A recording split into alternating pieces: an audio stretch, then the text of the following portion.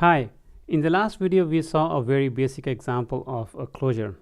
In this video, let's see how closure can be useful. So first I'm going to put a h1 tag hello,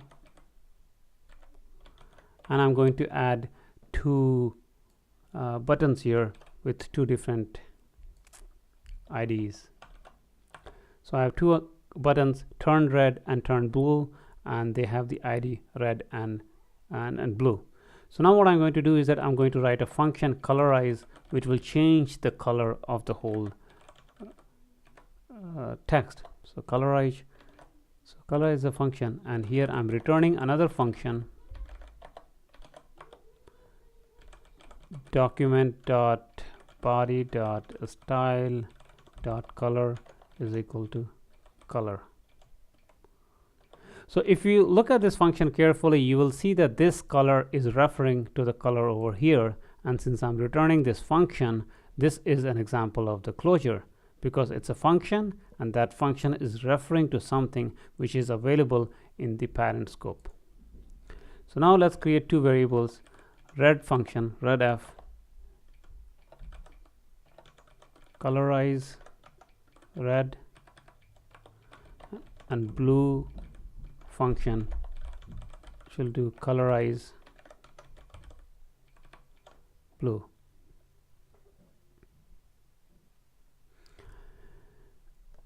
Now let's do document dot get element by ID red. So we'll get this one red, and when this is clicked on click, we will do redf.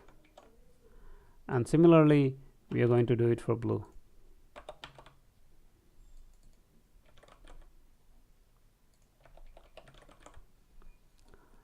If we click on red, it turns red. It turns on when we click on blue. So here what's happening is that once we invoke the function colorize, so colorize to colorize, we are passing red, and this is returning a function. So now redf is a closure. It is a function, and it's referring to something which is already gone. Colorize is gone.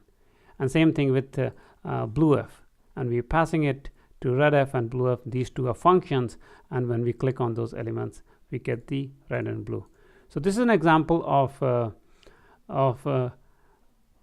closure. But in order to appreciate closure, let's try to build exactly the same thing without using closure. So the way we will do that is we are going to hit command save, so that we get a newer version. And here what we will try to do is that we'll try to get out of closure. So one way to get out of closure is by putting this here. So now if you remember from the last videos, now we can control this through our call site. So we will remove the dependency on closure by removing the color from here, and also what we are going to do is we are going to create var red color. It's an object, and this is the object we will pass so that we have control of the call site. So blue color,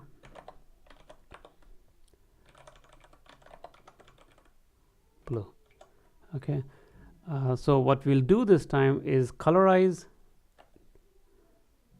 and colorize dot bind red color, and colorize dot bind blue color. So when we invoke colorize, we need to do binding, but it has to have access to this directly. So we'll remove return.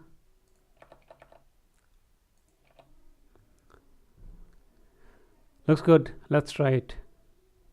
When we click on red, it becomes red. When it click on blue, it becomes blue. So this code is working. However, in this case, we are not using any closure. What we have done is that we have created two different objects, and then we create two different functions by using bind, by using this dot color.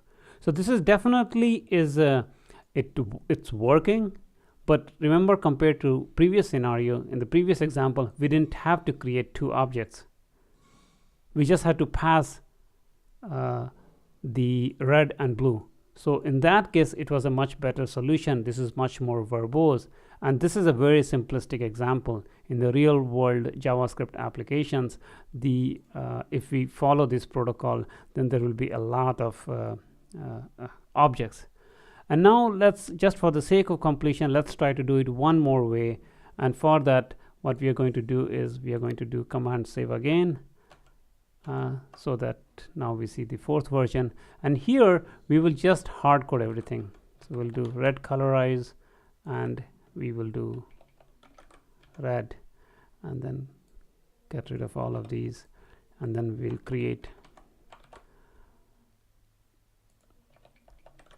blue colorize to make it blue.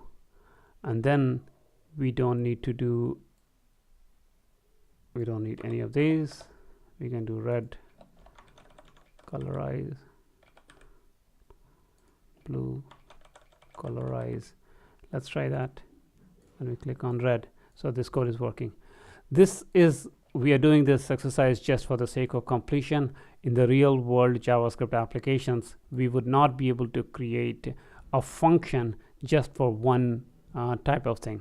In fact, the whole point of creating the function is so that we don't have to duplicate the code, and we should be able to make use of either the call site or the closure, which is much elegant solution.